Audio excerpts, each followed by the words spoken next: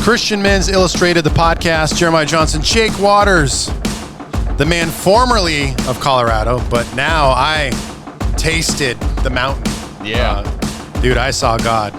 I saw God in the Rocky Mountains. It's been a while since I've been to the Rocky Mountains. Man, almost 7 years now, but it's nothing like it, dude. Right. Looking at the Rocky Mountains, sometimes it doesn't feel real. Mm-hmm. They're just so huge and colorful and it's like big. a majestic. I love it so much. Yep. I mean, I'm not saying I'm like, oh, I want to go live there right now. It's too expensive to live there. Right? Yes. I mean, it's like, it is. Even where I was at Grand Junction, it was like a basic house is $550,000, $650K. Yeah. So it's like, I don't know, man. And the jobs aren't that good. Right. Yeah. So I wish don't know how you do it. I wish I could go there maybe a little bit more, but yeah, if you've never been to Colorado, and I've talked to people, I'm like, have you ever been to the Rocky Mountains? They're like, no, I never have. I'm like, what's wrong with you? You got to go there. Right. It's amazing. Yep. It's like, I was just like, can't we just have one mountain, like, and bring it to Missouri somehow? Like, they got enough of them. Just give us one. Just give them one mountain. But that's what I will say is like, if you're listening to this, is like wherever, just enjoy. If I could give you a piece of advice, just wherever you live, enjoy it. Mm-hmm. Just enjoy it. Because you know what's funny? It's like if people would come, people who are from Colorado, they come to Southwest Missouri and they're like, it's so beautiful here. Yes. Oh my goodness, this is amazing. And you're like, no, it's totally lame.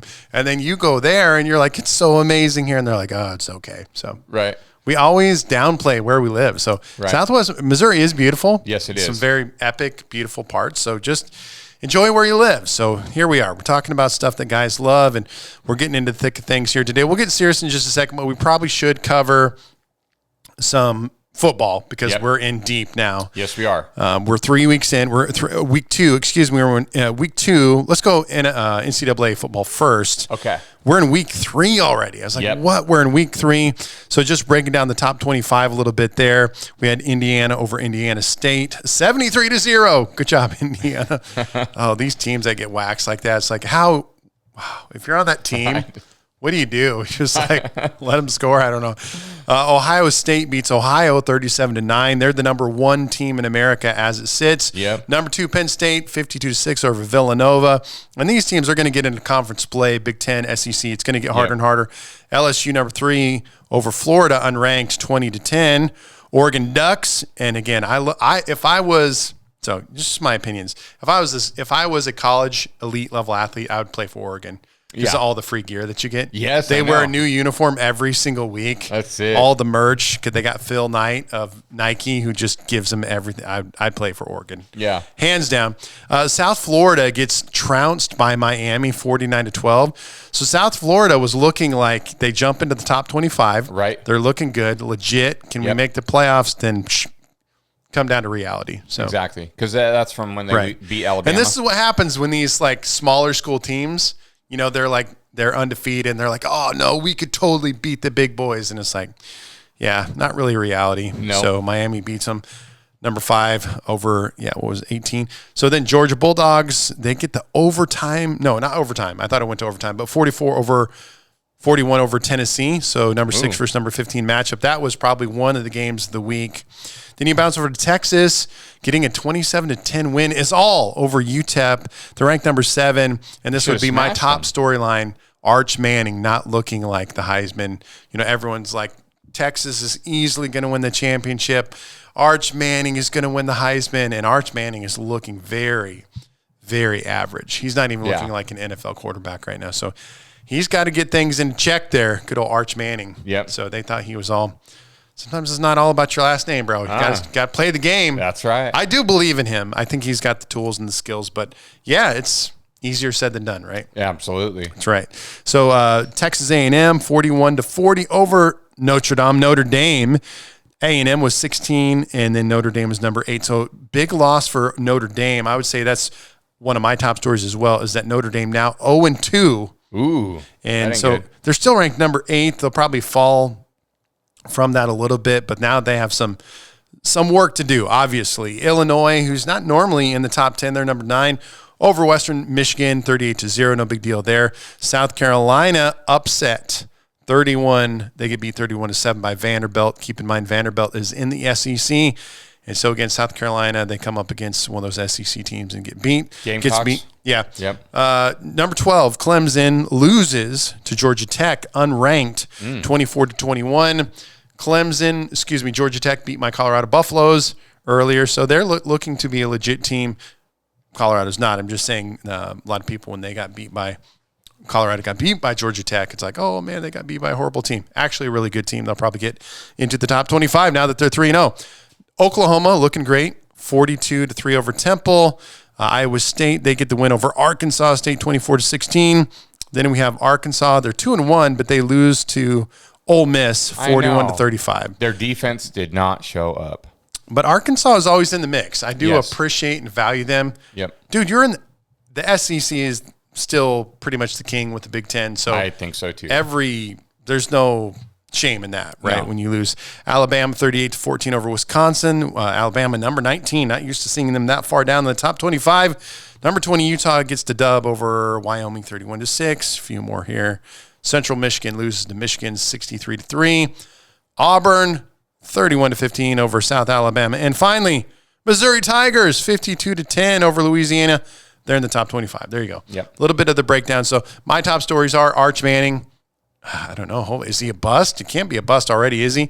Then along with that would be Notre Dame 0-2. And then everything else is just kind of bouncing around a little bit here. But as we get into conference play, Big Ten, SEC, things will start to separate here and there. Yeah, it will. Do you have any college football that stood out to you this weekend? I just watched the Hogs. Okay. Yep. I won't bring up Colorado Buffaloes. They're not relevant, Right. sadly. But I really feel like the offense for the Hogs is actually really good, but their defense just did not show. I mean, it sucked. It was sad to watch. yeah. And But they did all right. It'd be a hard road for them. It's just such a hard conference. It is. SEC, again, SEC is just so strong. You take Arkansas and put them in Big 12 or one of these smaller conferences, they dominate. Smash So them. that's what's so hard to figure out in regards to that. So, All right, bouncing over to the NFL. Oh, my goodness, the Green Bay Packers maybe going to make the Super Bowl. Yeah. I'm picking right now, as of today, I'd pick the Packers for the Super Bowl. Okay, so not to win the Super Bowl, excuse me, on the NFC side of things. So looking solid after that big Micah Parsons trade via Dallas Cowboys. Yep. They get the win. What do you think of the Packers? You like them? I think they're really good this year. Yep, 100%. They'll be there. Sadly, the Bengals, Joe Burrow. Joe Burrow's injured again. Got them toe And hurt. so, turf toe. I was looking into that a little bit because people think turf toe, it's a serious injury. A lot of people think turf toe is like you stubbed your toe. It's like deeper than that. I can't really explain it, but he's got the back. injury. Probably going to be out like 3 months, and season's going to be basically over again already. The Cowboys get a 40-37 win over the Giants, but whatever. Dude, I watched the last part of that game. It was actually pretty good. It was a great game. Yes. Yeah, great game. And their kicker, a lot of news surrounding Dak. Dak looks so good this year. Did you think he looked good? I didn't get to watch the whole game, but a lot of people liking Dak. It's the Giants. That's what I'm saying. Their kicker, booting a 64-yarder. That was cool. A lot of people hyped about that one. The Lions get a 52-21 win over the Bears. All hope is lost with Caleb Williams, the number one pick. People are like, nope, he's not the guy. No. That's going to be a very interesting scenario to watch. It how is. that unfolds. He holds on to the ball too long. Yeah, and he can't. You have to be. This is where, again, you go back to Michael Vick. You go to these guys with just amazing running skills, can throw laser passes. Yep. It's all about efficiency in the NFL, right? Tom Brady. That's why Tom Brady's the GOAT. Yep. Wasn't fast, wasn't a laser arm, but could read and run the offense, quick throws. Just that's what you got to be in the NFL. It really, really is becomes such a smart man's precision game that it's like, yeah, you can throw the ball 80 yards. It doesn't really matter. No. If you can't hit the guy, these little floater touches and these little passes here and there. So I think he's going to get benched. That would be my prediction. And then all hell's going to break loose in Chicago. And there you go. Chicago can't get a good quarterback. They can't do it for whatever reason. LA Rams, I love Sean McVay. I'm a big Sean McVay guy. They get the win. Now 2-0, 33-19 over the Titans. The Patriots get a win. They're 1-1 over the Dolphins, who are heading towards lottery, heading towards the number one pick maybe. Yeah. Coach is going to get fired. Probably. Tyreek Hill is going to get all crazy. Yes. It's going to be a bad season for the Dolphins. It is. And I love the Dolphins, but they're not really. Yeah, they suck. Yeah, I don't know what to say about them. I don't know what they can do at this point. It doesn't seem like they have a strong roster. It doesn't seem like Tua is really a legit bona fide quarterback. Seems good if the weather's good, Right. And everything is just flowing well. But Yeah. you know, there's no magic between him and Tyreek Hill. Clearly, no Mahomes. Like with Mahomes, No. that kind of thing. So I think things are going to turn out bad for them. The 40 and this is where I have hope for the Chiefs. We'll get to them in a second. But the 49ers get a 26-21 win over the Saints. Brock Purdy gets injured, but they just keep rolling, and it's about coaching. It is so much of the NFL is about coaching. Yep. Yeah. I don't know what piece of the pie that you want to hand over, but Right. yeah. And me being, I do have love for the Broncos in the past. Mm-hmm. So, I just forgot the 49ers coach's name. Can you give me the coach? Shanahan, sorry. Yep. So, Mike, I was always a big fan of Mike Shanahan. Now, Kyle Shanahan, the son, coaching the 49ers, and he just comes from the father's. Yeah, I like him. father, like son there. Everything rolling well. The Bills, 30-10 over the Jets.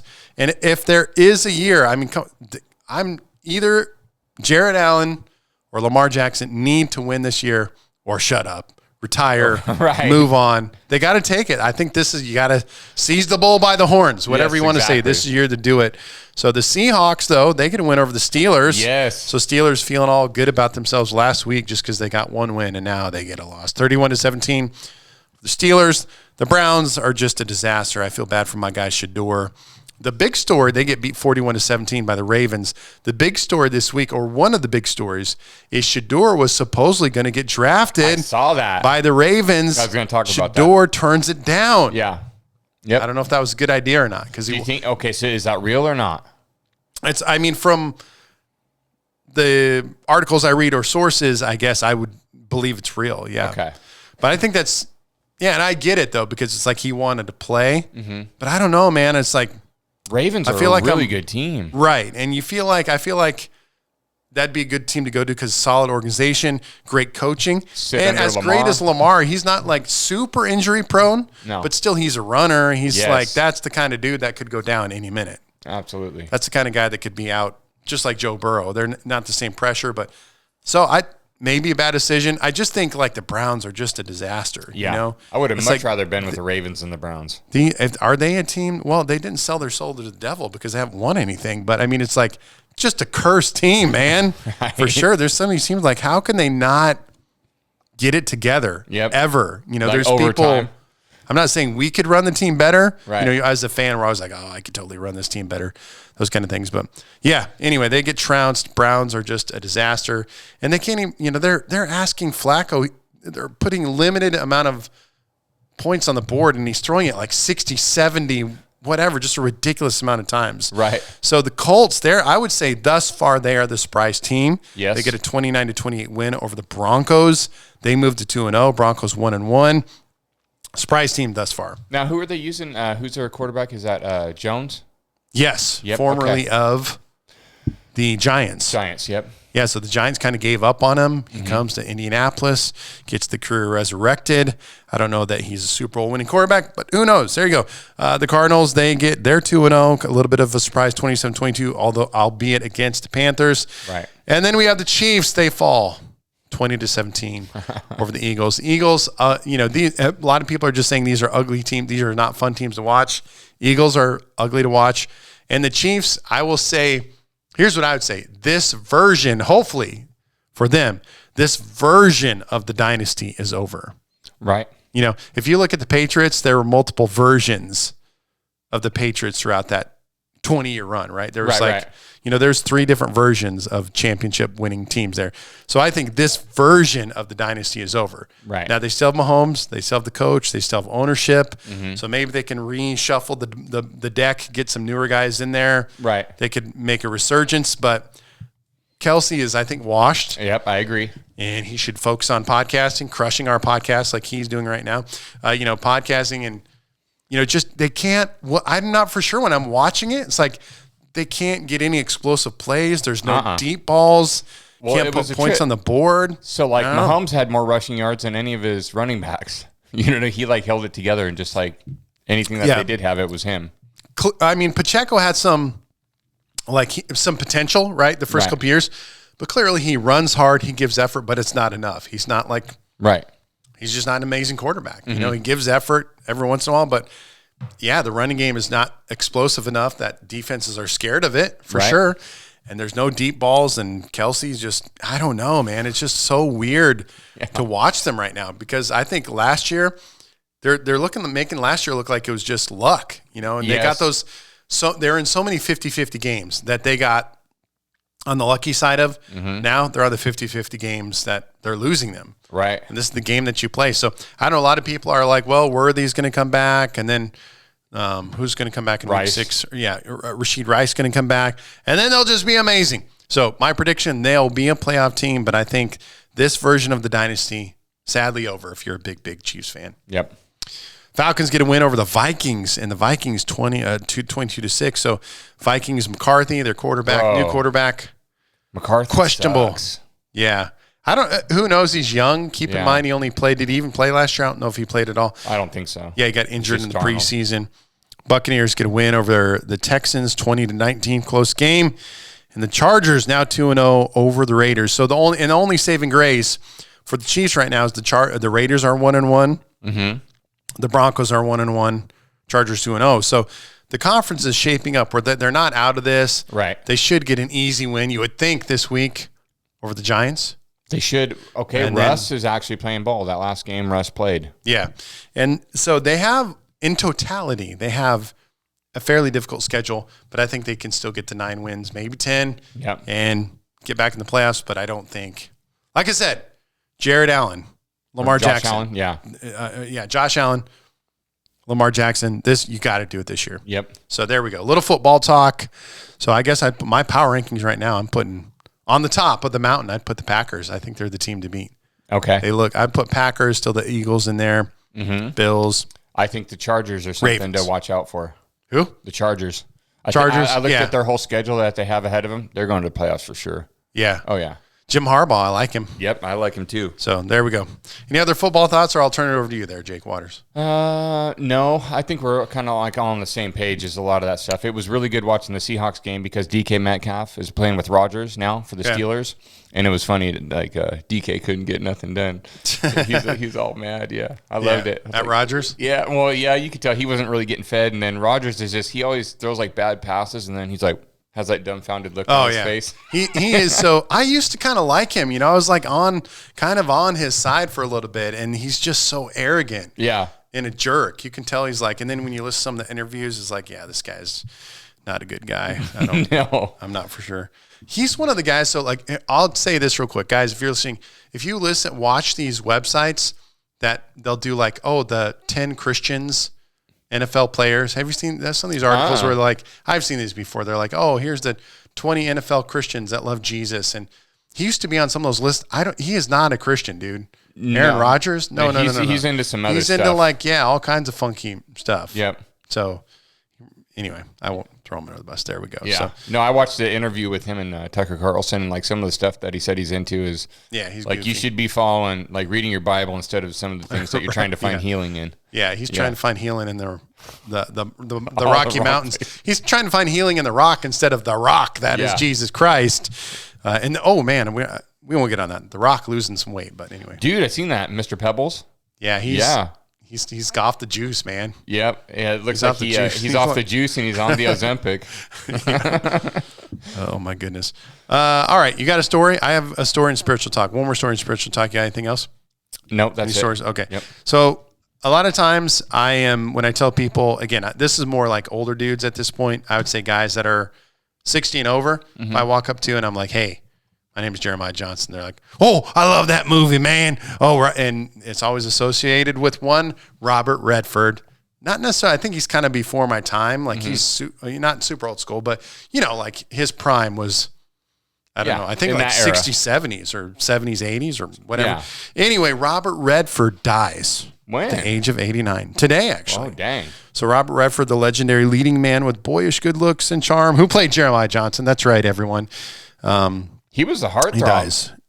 Dude, yeah. And the he was one of those him. dudes that so look at this. During an acting career lasting more than 60 years, Robert Redford became a Hollywood icon with an uncanny knack for finding the perfect scene partner. He saddled up with Paul Newman in the 1969 So yeah, that's what I Wow. said. He's been like 60s into the 70s, hit his stride. But he was always one of those dudes, like, older, good looking dude. Yeah, exactly. That's the nice thing. I would say that's the one thing I'm grateful for being a guy. Is like when we get old, it can kind of be like we can be mature and be Yeah, get that silver good fox. looking, sexy old guys. I'm waiting pardon my for it. language there, but anyway, like girls, it's when they get older, it's like, oh, Botox, go, like they turn to other things. So Yes. yeah, We get guys to have embrace an it. advantage there. Yeah. We don't have to be. The thing Anyway, not I to do digress, is but- put on 70 pounds when you get to that point. I couldn't remember like what his best movie of. There was no movie that came to my mind. I'm just Jeremiah Johnson, but he was in a bunch of movies. Like I remember like a couple Western films or something like that, or kind of like slightly romantic. You're not romantic, but Western, where he's like the man. Yeah. Did he get in Marvel? Did he? Oh yeah, he did get in Marvel. I was just wondering that. Robert Redford, Chris Evans in a scene from the motion Marvel's Captain America, the Winter Soldier. Okay, so he did. Yeah, he did get in some of the newer stuff. Okay. Newer cool stuff. But shout out to Robert Redford. Yep. Hopefully he was a believer, a follower of Jesus Christ. That's our hope. Up there in heaven right now. But just, man, it's weird when, people die and stuff going on. Crazy times we're living in. So It is all very crazy times. Let's get into some spiritual talk here today. Jake Waters, did you know that Jesus is going to come back on September 23rd? All right. Says who? What are you talking about? You don't know come back that any day. one South African pastor, Joshua Malakahela or something, linked a vision to Jesus returning on September 23rd, 24th, 2005 during the Jewish holiday of Rosh Hashanah. So Jesus is coming back September 23rd. Wow. Well, now what happens when that doesn't happen? Yeah, right. I mean, is this a prophecy? Well, it's a vision. God vision. told him. Yeah, for sure.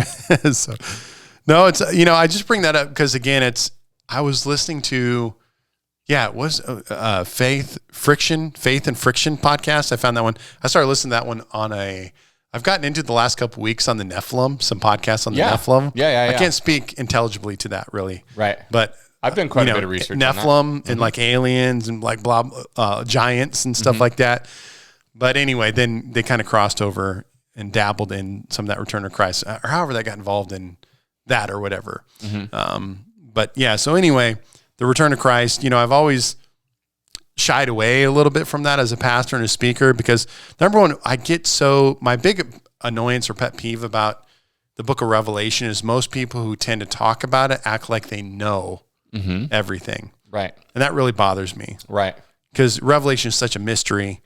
Yes. I mean, I understand there's people I really agree with. Like, it can be like, okay, there's so-and-so coming from the north and this is that sea and this is this country. This, this represents Russia and this represents China and like, all that kind of stuff. I'm not speaking intelligibly to it right now, but I'm not opposed to those things. It's just that like, I feel like some people have such confidence, like they really know it all. Right. And I'm like, I don't know, man. Like this is such a big mystery. It's left open to a lot of interpretation. Yeah. But then I also think with the book of Revelation, there has to be a lot of Greek and Hebrew of like you got to really, really break it down of like what these certain things mean. Because like in Hebrew or Greek, you could have 3 different meanings for one different word, just like the word love. So you really have to be following somebody who's breaking these things down, and then there's still interpretation of your own discernment that you need to incorporate in that. It's just very not black and white, not like you're reading 1 Corinthians when Paul's saying, don't do this, it's not like that. Because I was listening to a podcast last night on it a little bit. I think it was Friction Faith or something like that. But they got into that and started talking more deeply. And it's just one of those things like, I don't know, here's what I'm getting at today. I looked up a verse from Luke chapter 9. Here's how I approach it. Luke chapter 9, verse 62. Luke chapter 9, verse 62. It says, Jesus said to them, anyone who puts his hand on a plow and looks back at things, the things behind is of no use in the holy nation of God. So yeah, looking back, number one, it's bad mountain biking. I digress.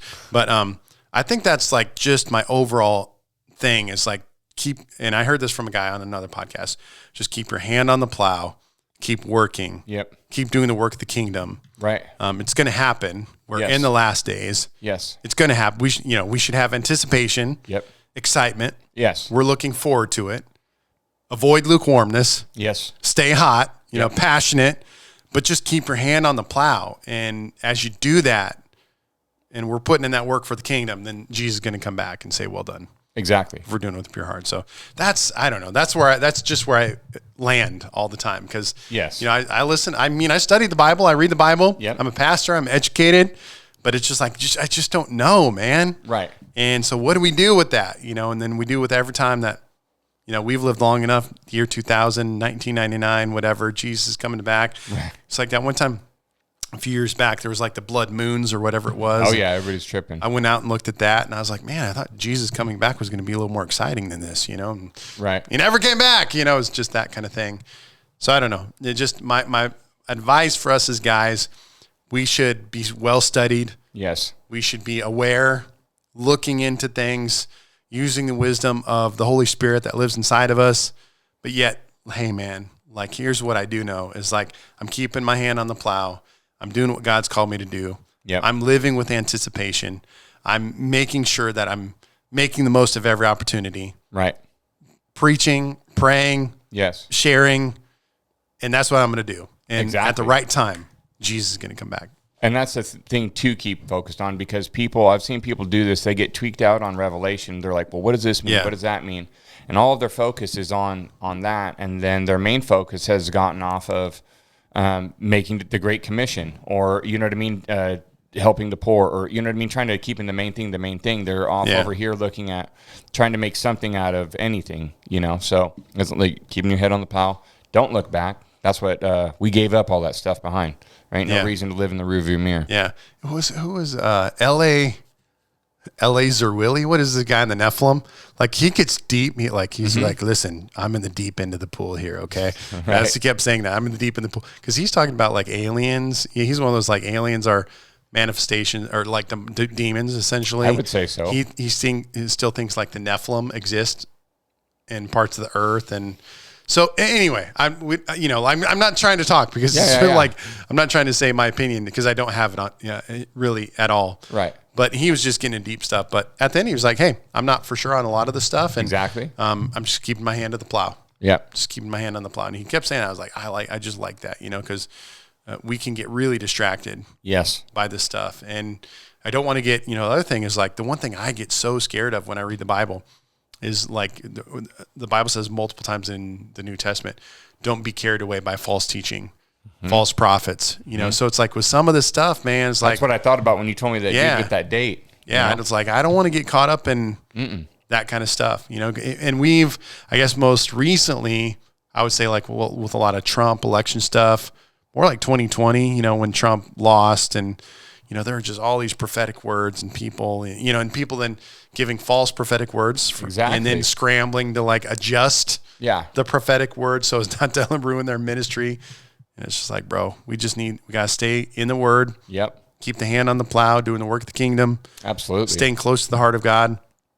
Staying away from evil. Yep. Staying away from sinful things. You know, kind of these basic things we just need to do over and over again. Absolutely. On the daily. But yeah. I've been keeping focused in on the main. It sounds really basic. I'm going through Acts, but like these basic things that have just kind of like helped me reset just these past couple of days is that there's salvation only in Christ. You know what I mean? Paul was preaching. Jesus died. He rose again on the third day. He died for our sins. There's salvation in no one else. You know what I mean? What he was telling all the other Jews too. And that seems so basic and it sounds very elementary, but it's not. It's huge. It's the cornerstone. You know what I mean? Pivotal. And then he said they were worried about all these different legalistic things and all that. He said, look, as long as you're not eating strangled animals, you're staying away from sexual immorality, and you're following the 10 Commandments, that's, you know what I mean? Yeah. You got to do those things. So just basics.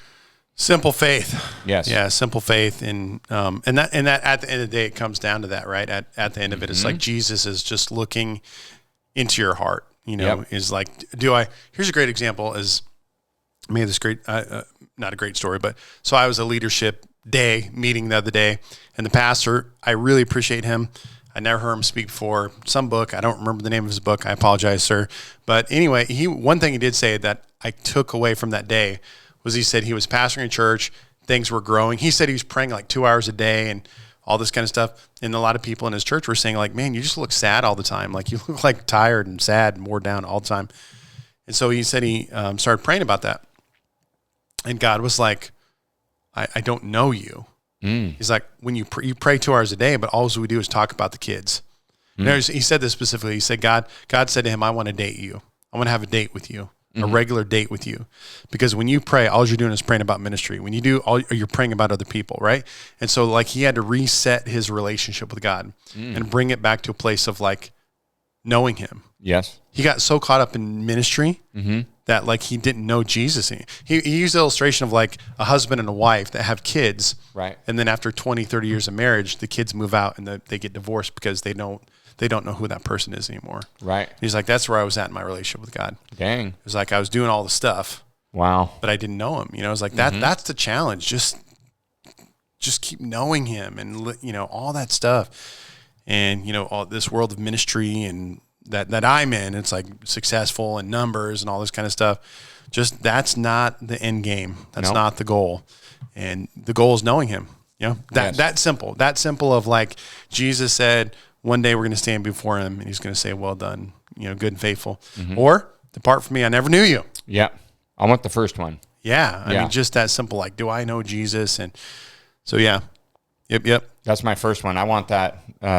Well done. You know what I mean? That's really, you know what I mean? Where, I mean, it might sound selfish, but I mean, I don't want to go to hell. No. I want to spend eternity with our Creator. Yep. And I'm gonna do whatever He wants me to do. I just spent a summer in Southwest Missouri. I do not want to go to hell. It's not even.